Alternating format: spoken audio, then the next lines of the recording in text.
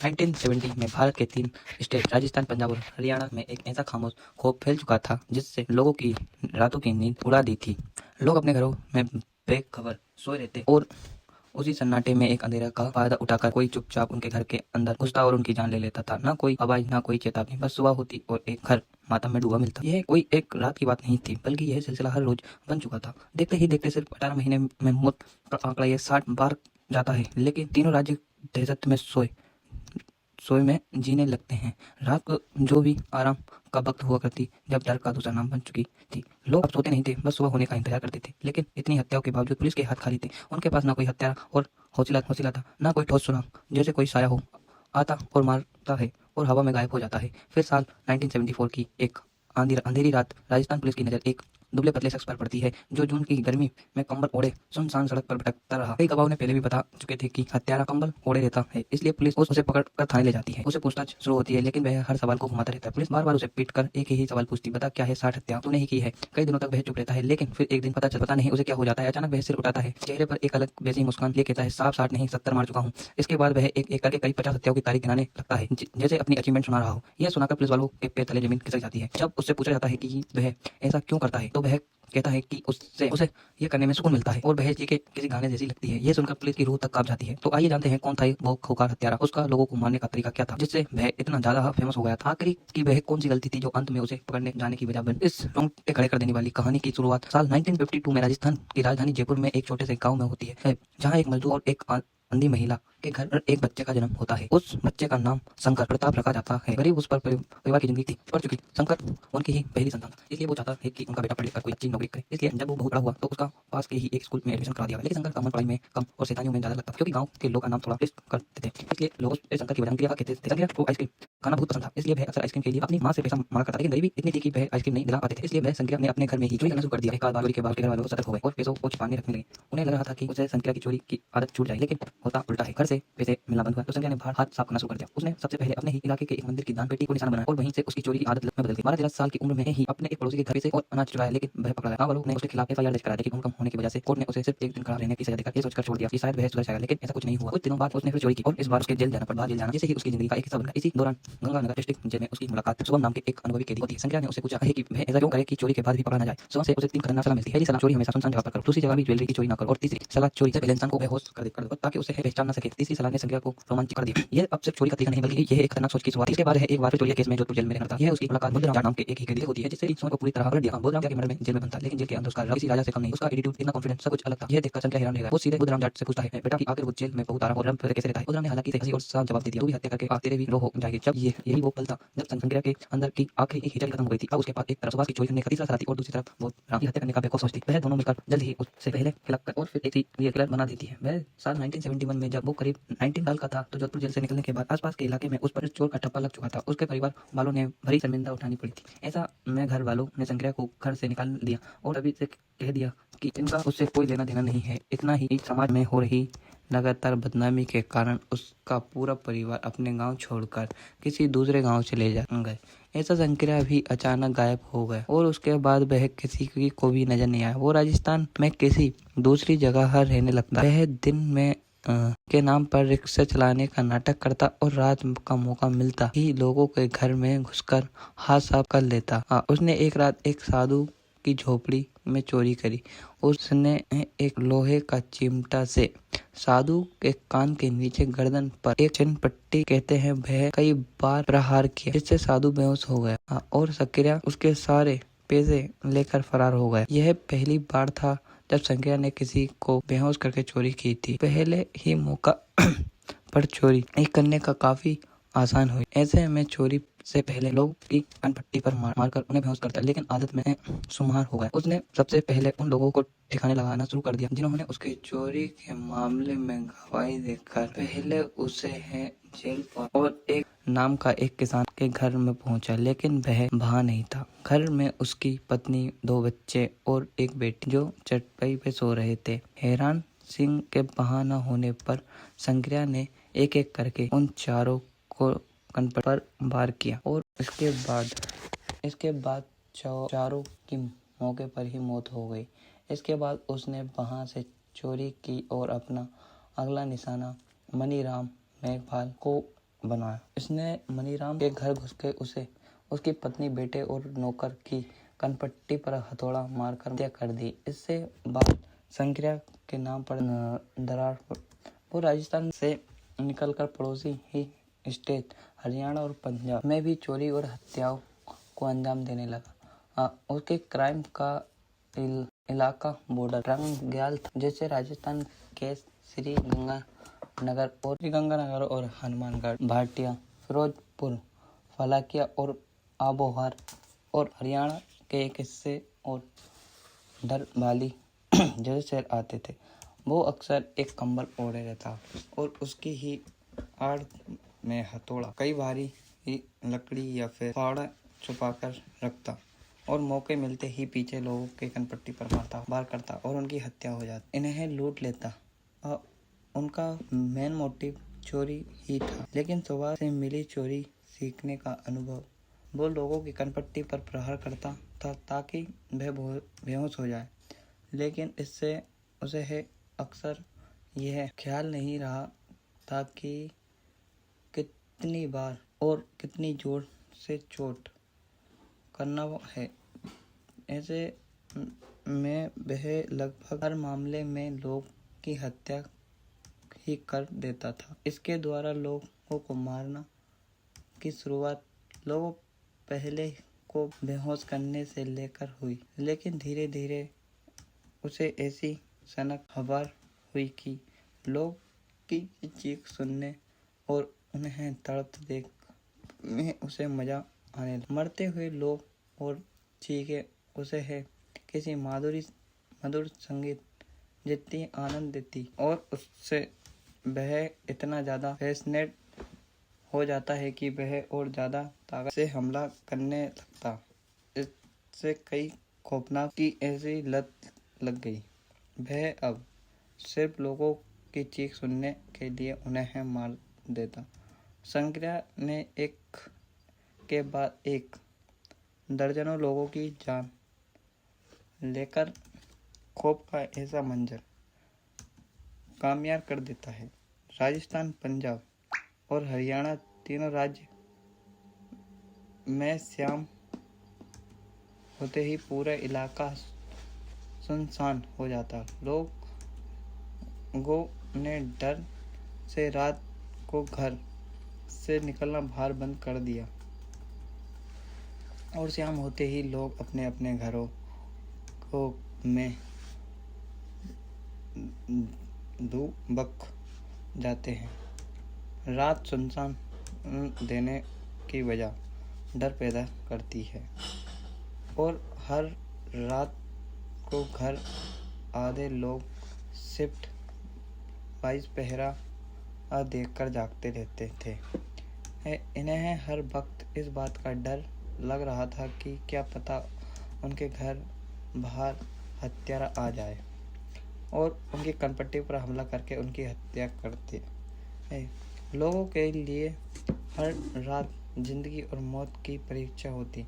वह सुबह होने का बेबसिया से इंतजार करते।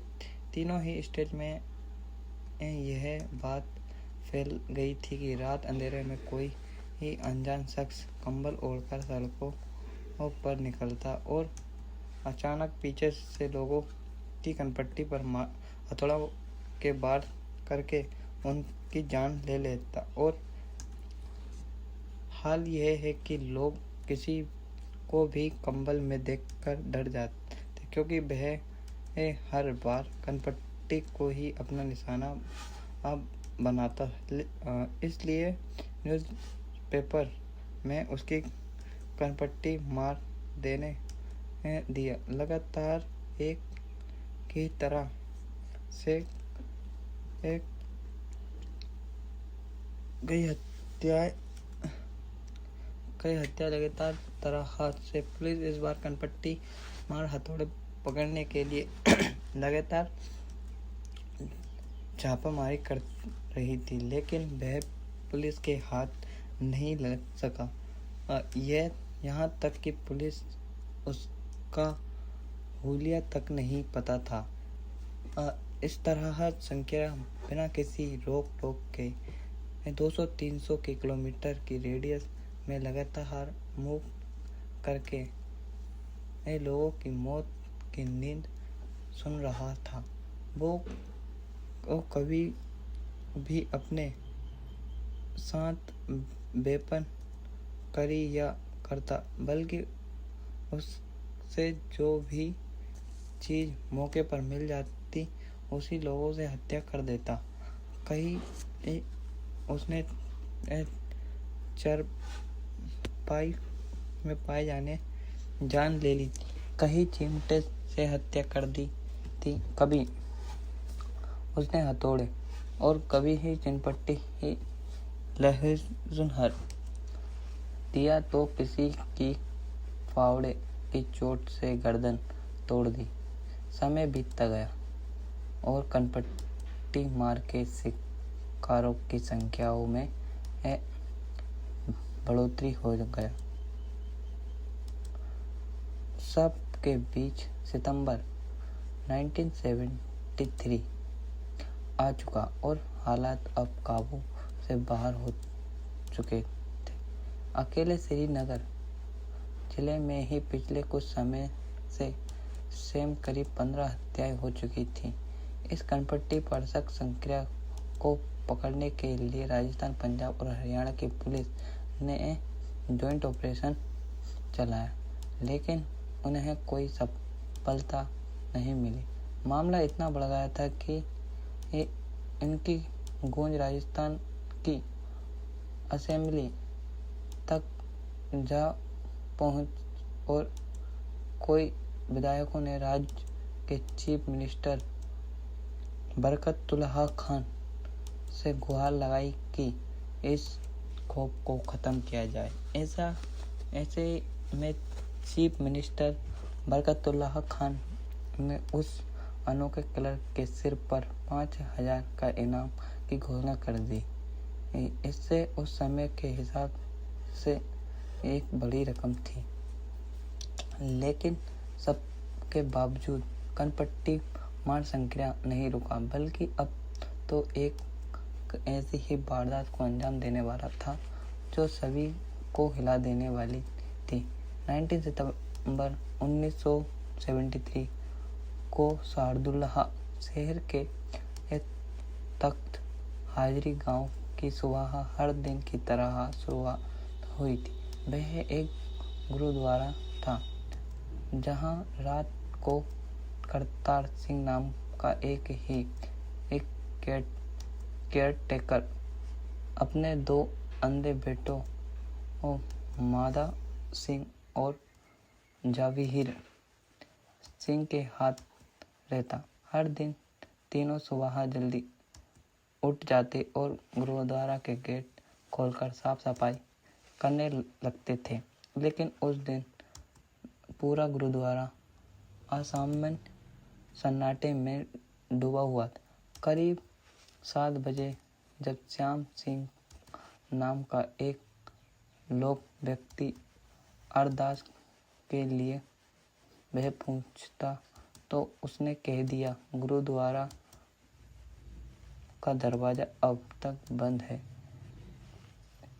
उसे लगा शायद कर्टेयर अभी तक सो रहा होगी, इसलिए वह ज़्यादा सोचे गुरुद्वारा पर दरवाज़ा खोलने की कोशिश करता है और हल्के से झटके में ही खुल जाता है, लेकिन अंदर का मंजर देखकर उसके कदम वहीं जम जाते हैं। तो गुरुद्वारा के कमरों के ताले टूटे हुए, सामान्य चोरी की खरापत बिखरे पड़े थे और चारपाई पर करतार सिंह अपने दोनों बेटों के साथ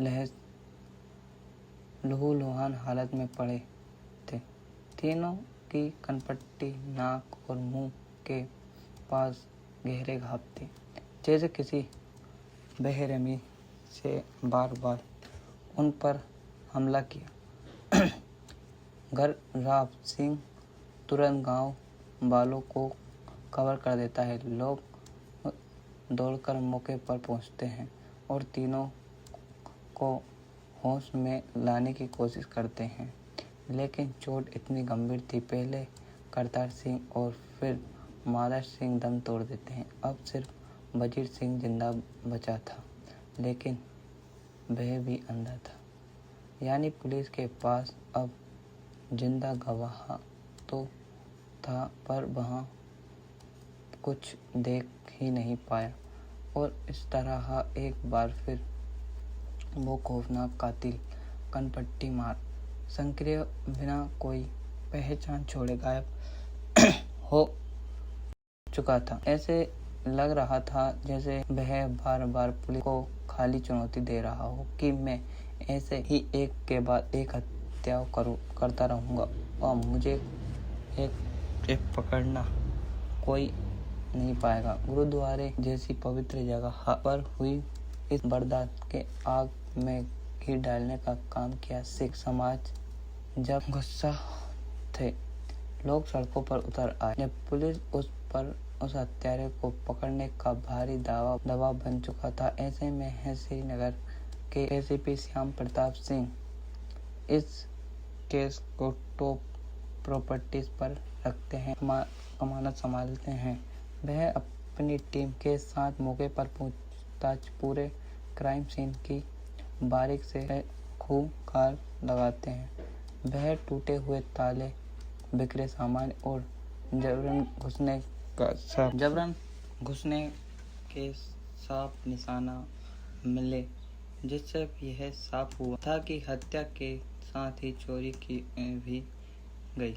इस मौके से कुछ खून के धब्बे और फिंगर प्रिंट भी मिले, जो हैं जांच के लिए भेजे गए, लेकिन उस समय है कि लिमिटेड फैसिलिटी टेक्नोलॉजी के कारण कोई ठोस नतीजा नहीं निकला। अब पुलिस के लिए इस केस के आगे बढ़ने अंधेरे में तीर चलाने जैसा, इसलिए वहाँ फिर अपने हैं ट्रेडिशनल मेथड पर उतर आती है। लोगों से पूछताछ करने लगती है। शारदा शहर के छोटे से टाउन शहर की शख्स बता रही यह होती है कि अक्सर लोग इलाके के लोगों से परिचित होते हैं। ऐसे में पुलिस यह पता लगाने में जुट जाती है कि 9 सितंबर की रात कोई अनजान शख्स तो शहर में नहीं आया था। पूछताछ के दौरान कई दिनों बाद उन्हें एक गवाह मिलता है कि घटना वाली रात उसने एक अनजान शख्स को रेलवे ट्रैक्स के किनारे सालदोल शहर रेलवे स्टेशन की तरफ जाते हुए देखा था। एसीपी श्याम प्रताप सिंह ने तुरंत अपनी टीम को रेलवे स्टेशन भेजा और उसी रात बिखरे साथ एक टिकट भी डिलेक्ट निकलवाने का आदेश दिया। यही से पहली बार उस खौफनाक कातिल की तलाश का एक ठोस दिशा में बढ़ने लगी। उस दौरान में छोटे स्टेशनों पर रात के समय है बहुत कम पैसेंजर, कम मूवमेंट होता था, इसलिए हर टिकट एक अहम क्लू बन गया था। सालदोल शहर स्टेशन के टिकट ख्वाबले गए तो पता चला कि उसी सुबह एक टिकट सालदोल शहर से बठिंडा के लिए इशू हुआ। पुलिस ने तुरंत बठिंडा की जांच आगे बढ़ाई और वहां पता चला कि बठिंडा से भी एक टिकट शार्दुल शहर के लिए जारी हुआ था। इस दोनों तरफ मूवमेंट पार्टनर ने पुलिस शख्स को यकीन में बदल दिया था कि किलर का बठिंडे से जरूर कोई ना कोई डायरेक्ट कनेक्शन है। वह सिर्फ एक कोइंसिडेंस नहीं था, बल्कि उस समय है बठिंडा में भी बिल्कुल ऐसी ही पैटर्न से हत्या हुई चुकी थी। अब पुलिस का टारगेट शख्स पर जगह था तो, लेकिन कोई प्रॉब्लम यह थी कि वह पुलिस के पास ना हो तो हत्यारे का नाम था, ना ही कोई आइडेंटिटी और ना ही कोई एक डायरेक्शन। ऐसे में सवाल सिर्फ यह एक था कि आखिर उस इन्वेस्टिगेशन क्लर्क को ढूंढा कैसे जाए। ऐसे में उस सभी लोगों को थाने बुलाया गया जिनका किसी ही उस कनपट्टी मार हत्यारे से सामना हुआ और इसके हमले से बच निकले थे। पूछताछ के दौरान किस्मत से पुलिस को एक ऐसा विटनेस मिल गया जिसने उसे खौफनाक हत्यारे का चेहरा देखा था। उसने बताया कि जब वो एक दिन एक सुनसान रास्ते से गुजर रहा था तभी अचानक से उस पर पीछे से अटैक हुआ, लेकिन जैसे ही हत्यारे के वार किया उसके कंबल के नीचे गिर गया और उसने उसका चेहरा देख लिया था। इसके बाद वो वहाँ से भाग गया निकला, उसकी जान बच गई। इसके बाद पुलिस ने एक एक करके सभी विक्टिम्स और सर्वाइव के आगे अगल अगल पूछताछ शुरू कर दी। हर स्टेटमेंट को ध्यान से इनलाइन किया गया और छोटे छोटे क्लू को जोड़कर एक पैटर्न बन गया। यह कंफर्म हो गया था कि पंजाब हरियाणा से लेकर राजस्थान तक कनपट्टी पर वार करने जितने वाली की हत्याएं हुई।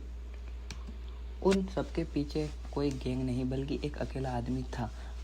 वह अंधेरा में आता, अटैक करता और बिना कोई एडवाइजमेंट छोड़े गायब हो जाता था। सर्वे के साथ कोई डेलीवेट्स के आधार पर उसका एक रैप स्केच बनाया और उसके पंजाब हरियाणा और राजस्थान के सभी थानों में भेज दिया गया।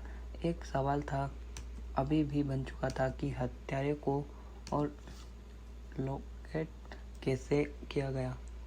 क्राइम का दायरा इतना बड़ा था कि पूरे इलाके की सर्च वर्टिकल पॉसिबल नहीं थी। इसलिए पुलिस ने अपने सर्च ऑपरेशन को थोड़े निरोश डाउन कर किया। अब उन जगहों पर रूट टेस्ट पर था जो और जहां उस हत्यारे के होने से ज़्यादा जो शेष थे। पुलिस ने ऐसा रास्तों को सर्च करना शुरू कर किया। मार्क ही रातें यूं ही गुजर गई, लेकिन कनपट्टी मार का कोई नामो निशानी नहीं मिला। फिर भी पुलिस सुनसान इलाकों पर दहशत डालना जारी रखा क्योंकि कनपट्टी मार में मूव करता था। इसलिए तीनों ही स्टेट की पुलिस अलग अलग टीम में बैठकर उस अपने अपने इलाकों में ढूंढने में लगी हुई थी। जयपुर के एक सुनसान इलाके में जब पुलिस पेट्रोल कर रही थी तब अचानक से उन्हें सड़क पर कंबल ओढ़े एक चलता हुआ साया दिखाई देता है। जैसे ही उनकी नज़र पुलिस पर पड़ जाती है वह तुरंत सड़क के किनारे के पेड़ के पीछे छुप जाता है, लेकिन पुलिस को उस पर शक हो जाता है और पुलिस उसे वहां पकड़ कर तुरंत थाने ले जाती। शख्स की एक बड़ी वजह यह भी थी कि उसका चेहरा काफ़ी हद तक उस स्केच से मिलता था जो सर्वाई की गवाही से आधार पर तैयार किया गया था। इसके बाद उससे पूछताछ की शुरुआत होती है और पहले तो यह खुद को रतन लाल के नाम पर साधारण रिक्शा वाला बताता रहा, लेकिन जब पुलिस ने उसे सख्ती करना करी तो वह अपना असली नाम संक्रिया बता देता है। पुलिस उससे पूछताछ की पूरे स्टेट में एक हत्यारे का खौफ जो 60 से ज़्यादा हत्या कर चुका था। ऐसे में वह अकेले जून की गर्मी में आंधी रात को कंबल के आखिर कर क्या रहा था। इन सवालों पर संक्रिया हर बार कोई बहाना बना लेता, बात को घुमाने लगता। आगे भी कोई दिनों तक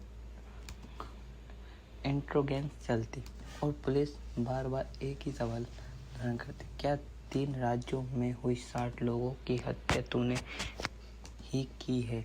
इस दौरान पुलिस उसे है लगातार बुरी तरह मार भी रही थी। कई दिनों की एक पिटाई और एक ही तरह से सवाल से तंग आकर एक दिन पता नहीं शंकरैया ने क्यों सुरूर चढ़ा है कि अचानक वह पुलिस पर चीख पड़ता है, साहब 60 नहीं 70 मार चुका हूँ, और हाँ मैं ही कनपट्टी मार किलर हूँ। इसके बाद वह देखते ही देखते करीब 50 हत्याओं की तारीख गिना देता है। उसका जवाब सुनकर पूरे रूम में सन्नाटा फैल जाता है। एक पल के लिए पुलिस भी शौक हो जाती है कि उसके सामने खड़ा वह 25 साल का दुबला पतला बिल्कुल आम सा दिखने वाला लड़का जैसा कि में इतना खतरनाक हो सकता है।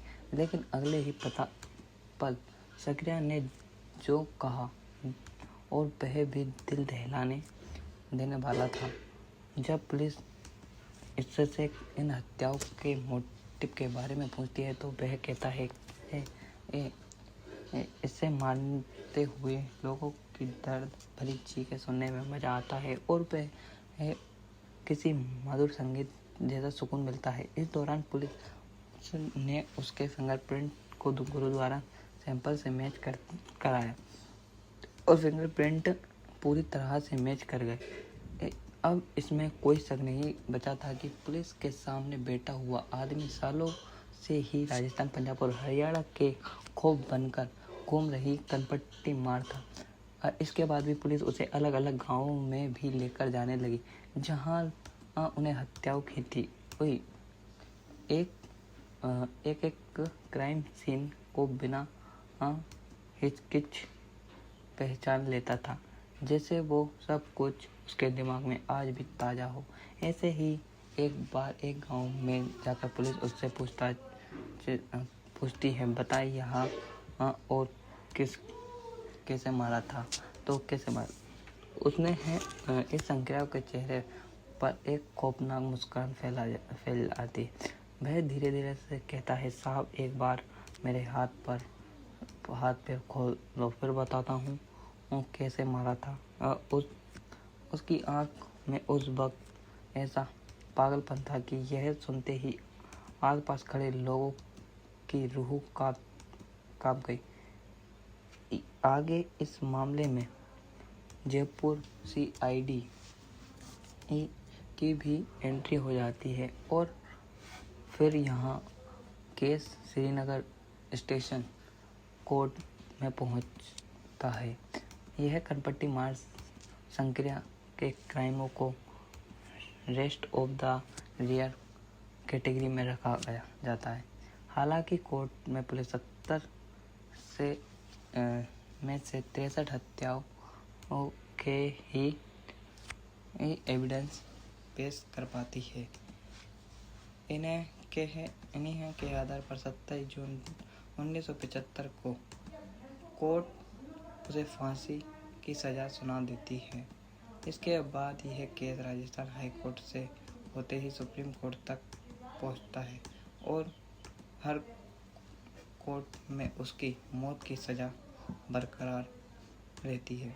इसके बाद उसके वकील मणिराम जम्वाल प्रेसिडेंट फखरुद्दीन अली अहमद के पास मार्च पिटीशन भी डालते हैं, लेकिन उसका गुनाह इतना दरिंदा से भरा हुआ था कि राष्ट्रपति भी उसकी मार पिटीशन को और रिजेक्ट कर देती है। इसके बाद 16 मई 1979 को शंकरैया को केवल 17 साल की उम्र में ही फांसी दे दी जाती है। इसके बाद दुनिया के हर क्रूर हत्यारों का अंत हो जाता है। कहा जाता है कि मौत से पहले संक्रिया को अपने के लिए पर पछतावा होने लगा था और फांसी से कुछ दिन पहले उसने एक पुलिस ऑफिसर से कहा था, मैंने जो हत्याएं की है वह बेवजह थी और मैं ही नहीं चाहता था कि कोई मेरे जैसे बने। संक्रिया तो केवल 27 साल की उम्र में पता चल गया था कि लेकिन उसकी आज की नॉर्थ इंडिया के कई इलाकों में जिंदा है। कहा जाता है कि पाताल लोक के नाम की वेब सीरीज का हथौड़ा त्यागी का नाम कैरेक्टर काफ़ी हद तक इसी कनपट्टी ही संक्रिय के मिलता है। इस सीरीज को देखकर लोग सहमत